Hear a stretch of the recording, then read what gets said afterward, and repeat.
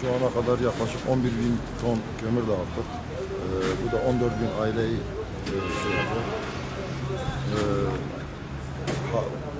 Evlerine kadar biz götürüyoruz kendi araçlarımızla. Yani işçilik, indirme, bindirme dahil olmak üzere. Bütün bunları Valilik Sosyal Yardımlaşma karşılıyor.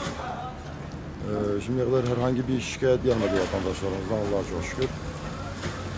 Ufak tefek şeyler olsa bile onları, yani evde olmayan taşınmışları biz tekrar ikinci defa olmak üzere onları tekrar geri götürüyoruz. Burada 20 araç, 20 tane sorumlu memur, 20 tane de indiren işçi olmak üzere yükleyiciler hariç yaklaşık 60 tane işçiyle çalışıyoruz. Bu şekilde devam ediyor. Şu anda bütün Batman genelindeki bütün mahallelerin %95'ini dağıttık.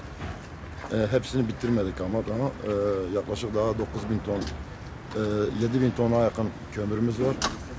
Onun da hayırlısıyla bu en kısa zamanda kömür geldikçe biz onları bitireceğiz.